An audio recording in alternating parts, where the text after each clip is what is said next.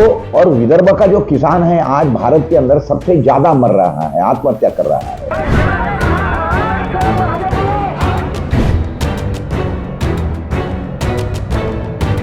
हमको विदर्भ सेपरेट करना जरूरी है। ऐसा है कि अगर कोई न्याय कहाँ मिलता नहीं है तो लोग हाथ में फिर कोई लठ और बंदूक उठा लेंगे। हमारे को कहा गया था कि विदर्भ को तो सेपरेट स्टेट करना ही चाहिए, देना चाहिए।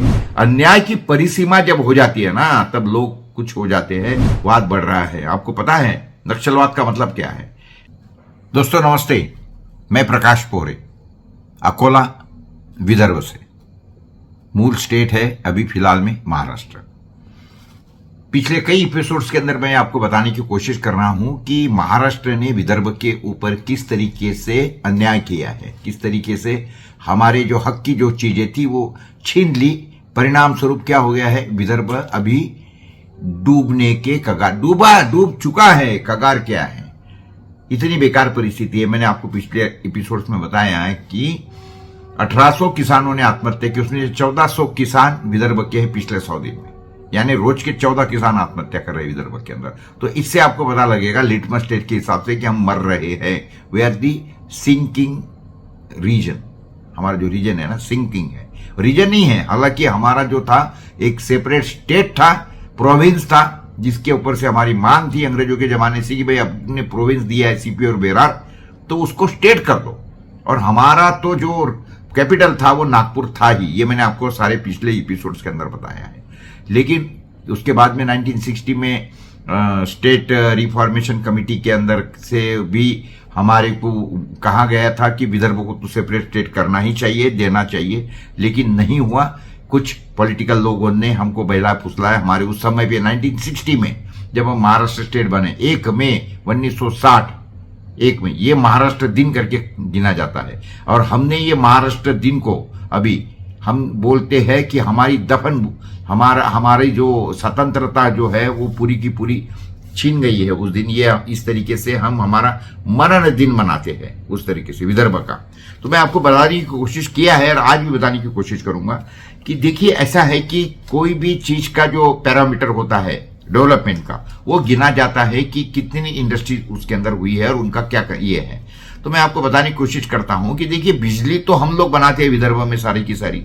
ये पिछले भी एपिसोड में मैंने आपको बताया था, करीब करीब 7000 मेगावाट हम लोग बिजली बनाते हैं और उसमें से ज्यादा 1500 मेगावाट हम लोग यूज करते हैं। वहां पे बचे हुई जो 5500 मेगावाट बिजली है वो जाती है महाराष्ट्र में, यानी विदर्भ के बाहर। तो विदर्भ में जब बिजली बनती है तो क्या क्या होता है आपको पता है ना, सारे के सारे जो थर्मल पावर स्टेशन है, तापघर है, बिजली तापघर। तो उससे क्या होता है, हमारे जमीन में से कोयला निकाला जाता है, उसके बाद में उसको फर्नेस में डालने के कारण हीट हमारे विदर्भ की बढ़ती है, टेम्परेचर बढ़ता है। हमारा ज्यादा से ज्यादा बिजली जो है ये नागपुर रीजन में, यानी चंद्रपुर, गढ़चिरौली, नागपुर वगैरह रीजन में सारी की सारी बिजली पैदा होती है। और वो जो चंद्रपुर है वो तो अभी हमारा बिल्कुल दफन भूमि हो गया है, ग्रेवयार्ड हो गया है। इतनी बेकार परिस्थिति अभी वो चंद्रपुर की हो चुकी है।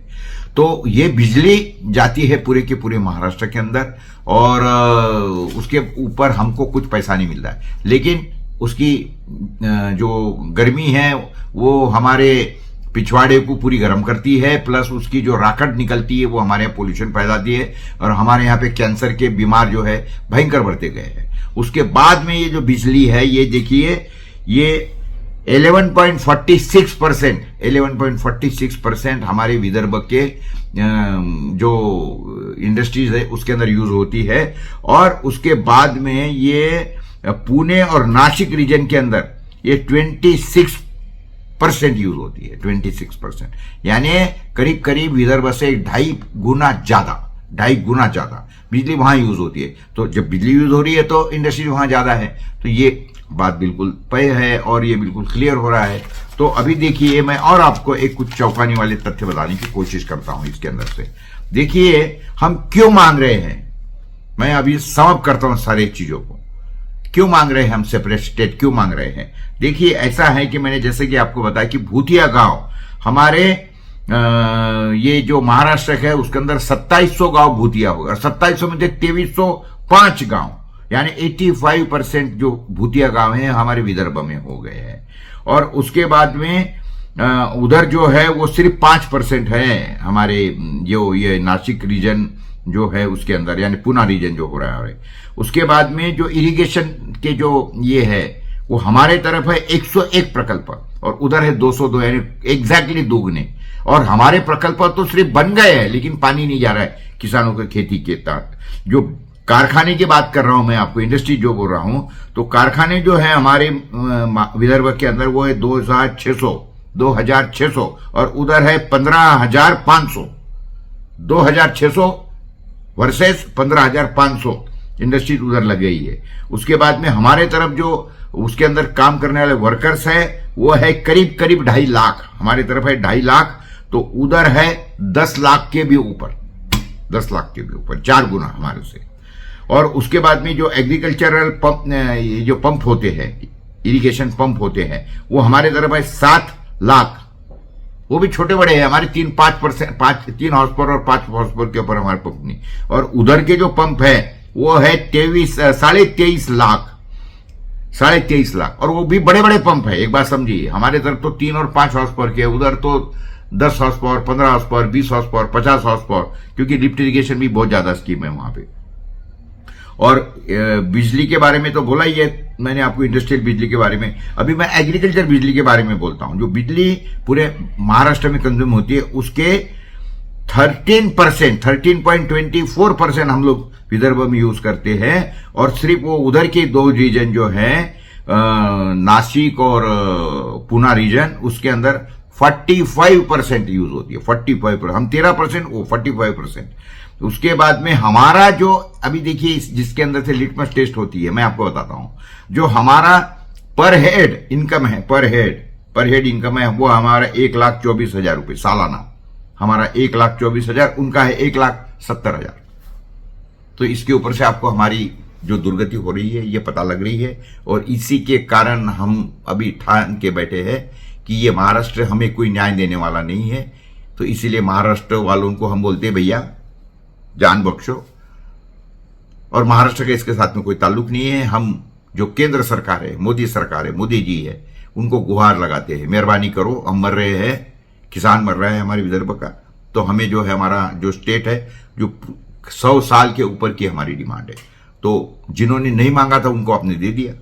और जो पिछले 100 साल के ऊपर 109 साल हो गए हैं मांग कर रहे हैं, गुहार कर रहे हैं आपसे, रिक्वेस्ट कर रहे हैं आपसे, हाथ जोड़ रहे हैं आपसे, तो हमको भी हमारा स्टेट दे दो, अलग कर दो। और एक बार हमारे यहाँ पे जो सुसाइड हो रही है, जो नक्सलवाद बढ़ रहा है, आपको पता है नक्सलवाद का मतलब क्या है? ऐसा है कि अगर कोई न्याय कहाँ मिलता नहीं है तो लोग हाथ में फिर कोई लठ और बंदूक उठा लेंगे, या कोई लोग क्या करेंगे, कोई लोग उपोषण करेंगे। 2 तरीके हैं, एक तो उपोषण करो, अनशन करो, या फिर हाथ में बंदूक उठाओ, लठ उठाओ, तलवार उठाओ और करो। तो लठ उठाना, तलवार उठाना, बंदूक उठाने का मतलब है नक्सलवाद। और उसके बाद में जो अनशन करना, इसका मतलब है गांधीवाद। तो गांधीवाद और ये नक्सलवाद, तो नक्सलवाद जो है ये हमारे चंद्रपुर गढ़चिरौली में क्यों बढ़ गया है? क्योंकि अन्याय की परिसीमा जब हो जाती है ना, तब लोग कुछ हो जाते हैं, जो गर्म दिमाग के होते हैं वो हाथ में लठ और तलवार उठा लेते हैं, बंदूक उठा लेते हैं। सरकार उनको बोलती है कि भैया ये तो नक्सलवादी है। क्यों बने? आप है उसके नक्सलवाद के, जो आपकी जो पितृत्व जो है ना, वो सरकार के ऊपर है। जो अन्याय अत्याचार हो रहा है ना, देखिए जो ठंडे दिमाग के लोग हैं वो बेचारे ठीक है, शांति प्रिय जो लोग हैं, गांधी जी का मार्ग अपनाने वाले हैं, वो ठीक है, वो अनशन करेंगे। लेकिन जो नहीं है, जो सुभाष चंद्र बोस के डीएनए के हैं, वो क्या करेंगे? हाथ में बंदूक उठा लेंगे। तो ऐसी बात है। तो हम रिक्वेस्ट करते हैं सरकार से कि भैया जान बख्शो, हमारा विदर्भ जो है हमको सेपरेट दे दो और हमको हमारे हाल पे छोड़ दो, हम हमारा देख लेंगे। बस यही आपके सामने बताना था। लेकिन इसके लिए अगर जरूरत क्या है, तो विदर्भ के लोगों ने ये सारी बातें समझनी चाहिए और विदर्भ के मूवमेंट को साथ देनी चाहिए। इतना मैं बोलता हूं। नमस्ते।